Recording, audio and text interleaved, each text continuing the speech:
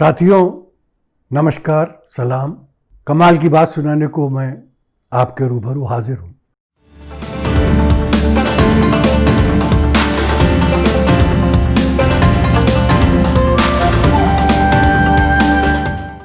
दोस्तों, चीन भारत की धरती से नहीं हटा है। चीन की सेना न सिर्फ भारत की सीमाओं में घुसी हुई है, घुस चुकी है और कई पोस्ट पर उसका कब्जा है। यानी जो बातें हमसे कही गई थी वो सुनने में बहुत अच्छी लगती थी, मगर दुरुस्त नहीं थी। मिलिट्री ऑफिसर्स दोनों साइड्स के कई बार मिल चुके हैं। मैं समझता हूँ कि लास्ट जो दोनों की मीटिंग थी वो 5वीं मीटिंग थी। हर बार ये बताया जाता है कि हाँ हो गया है, और पुल बैक पर और पीछे हटने पर और जगह छोड़ने पर और तनाव ख़त्म करने के लिए बातचीत हो गई है। लेकिन दूसरे दिन पता चलता है कि हम जहाँ थे वहीं खड़े हुए। दरअसल दोस्तों, कुछ ऐसे पहलू हैं जिन पर बहुत ज़्यादा बात नहीं हो रही है, मगर जिन पर बात होनी चाहिए। वो बहुत अहम पहलू है। देखिए, ऐसा तो नहीं है कि चीनी फ़ौजें आज जहाँ तक आ गई हैं, यहाँ तक कभी पहले ना आई हों। आई थी 1962 में चीनी फ़ौजें बिल्कुल वहीं तक आ गई थी जहाँ वो आ जाएं।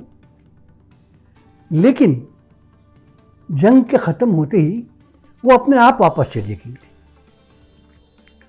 और उसके बाद हिंदुस्तान और चीन के बीच में सीमा का जो विवाद है, जो बॉर्डर डिस्प्यूट है, वो चलता रहा, बात होती रही। कई गवर्नमेंट्स इधर भी आईं और गईं, कई गवर्नमेंट्स उधर भी आईं और गईं, बातचीत चलती रही। एक ख़ास बात ये थी कि चीन ने 1962 के बाद लद्दाख का बहुत ज़्यादा जिक्र कभी नहीं किया, बल्कि मुझे तो याद नहीं कि उसने लद्दाख का कभी जिक्र किया। जब भी बॉर्डर डिस्प्यूट की बात आती थी तो अरुणाचल प्रदेश की बात होती थी, कभी कभी सिक्किम की बात हो जाती थी, लेकिन पूरी की पूरी तवज्जो अरुणाचल प्रदेश, जहाँ पर वो डोकलाम का बाद में इशू भी खड़ा हुआ, और वहीं पर बातचीत होती रही। तो हमारी भी तवज्जो, हमारे भी जो गवर्नमेंट्स थी या हमारी मिलिट्री की तवज्जो, पूरी की पूरी तवज्जो वो अरुणाचल प्रदेश पे रही। अब ये कोई चाल थी चीन की, कोई स्ट्रेटजी थी कि उसने लद्दाख की तरफ से हमारा ध्यान बटा दिया, या फिर अचानक ये हुआ कि जब पिछले साल 5 अगस्त को 370 हटाया गया और उसकी वजह से लद्दाख का स्टेटस बदल गया। उसका जो संवैधानिक स्टेटस था, हालत थी, जो कॉन्स्टिट्यूशनल स्टेटस था, वो बदल गया। वो कश्मीर, जम्मू और कश्मीर स्टेट का हिस्सा नहीं रहा, वो यूनियन टेरिटरी बन गया। इसके बाद अचानक मालूम हुआ कि चीनी फ़ौजें लद्दाख के आसपास घुस आई। तो इसका मतलब इसका कुछ न कुछ ताल्लुक जो है वो 370 से ज़रूर है। अब हो ये रहा है कि चीनी फ़ौजों ने भी अपनी तादाद बढ़ा दी। हिंदुस्तानी सेना भी तकरीबन 2 लाख हो गई है वहाँ पर।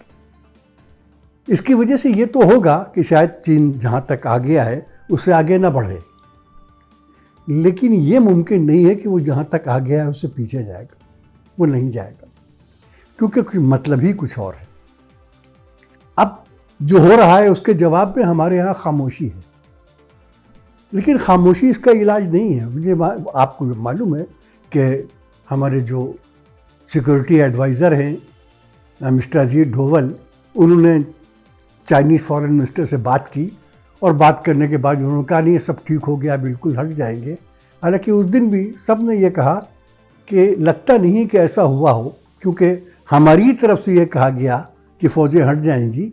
चीन के फॉरेन मिनिस्ट्री का जो प्रेस रिलीज था उसमें फ़ौजें हटने की कोई बात नहीं कही गई थी। तभी समझ में आ गया था कि मामला वो है नहीं। लेकिन उसके बाद डोवल साहब भी बिल्कुल खामोश, प्राइम मिनिस्टर ऑफिस भी बिल्कुल खामोश है। हमारे डिफेंस मिनिस्टर जो बयान देते हैं वो बयान अजीबोगरीब होते हैं। कहते हैं बातचीत चल रही है, लेकिन कामयाब होगी इसकी मैं गारंटी नहीं दे सकता। हमारे फॉरेन मिनिस्टर भी जो बयान देते हैं उनका कोई ताल्लुक़ यहाँ से नहीं होता है, वो कुछ और ही बातें करते हैं। तो ये उस मसले का हल नहीं है। चीनी फौजें दो ही सूरत में हट सकती हैं। पहली सूरत है युद्ध, जंग, वार, और दूसरी सूरत है बातचीत, डायलॉग, वार्ता। कोई भी सही दिमाग हिंदुस्तानी ज़मीनी सच्चाइयों को देखते हुए, हालात को देखते हुए, अपने मुल्क की जो इकोनॉमिक कंडीशन है उसे देखते हुए, हमारे पास जो डिफेंस मटेरियल है उसको देखते हुए, कोई भी सही दिमाग हिंदुस्तानी युद्ध की बात नहीं करेगा। कोई भी वॉर नहीं चाहेगा। तो फिर दूसरी सूरत वही रह जाती है, बातचीत। बातचीत किस में? ये जो मिलिट्री ऑफिसर्स कर रहे हैं उनमें नहीं। बातचीत अगर होगी तो सिर्फ Indian prime minister Narendra Modi और चाइनीज़ प्रेसिडेंट शी जिनपिंग के दरमियान होगी, किसी तीसरे के दरमियान नहीं होगी। और मेरा ख्याल है होनी चाहिए। हमारे प्राइम मिनिस्टर कह चुके हैं कि शी जिनपिंग से उनके आत्मिक संबंध है, उनका रूहानी रिश्ता है। वो कह चुके हैं, 18 बार वो मिल चुके हैं उनसे, कई बार वो चीन जा चुके हैं। कुछ तो आँख की शर्म होगी। अगर वो शी जिनपिंग से बात करेंगे तो शी जिनपिंग को खुद तो ख्याल आएगा कि हमने इसके साथ दोस्ती की, हम इसके साथ झूला झूले, हमने इसके साथ ढोकला खाया है, हमने इस नरेंद्र मोदी के साथ दोस्ती की है, दोस्ती निभाई है, कुछ तो सोचेंगे। तो अगर इन दोनों में बातचीत होगी तभी इस मसले का हल निकलेगा। और फर्ज कीजिए कि उसमें बहुत सारी वो बातें आएँ जो बातें अभी तक सामने नहीं आई गई हैं। 370 की बात आए, दूसरी भी बात आए, तो वो भी ऐसा नहीं है कि बातचीत के जरिए तय ना हो पाए।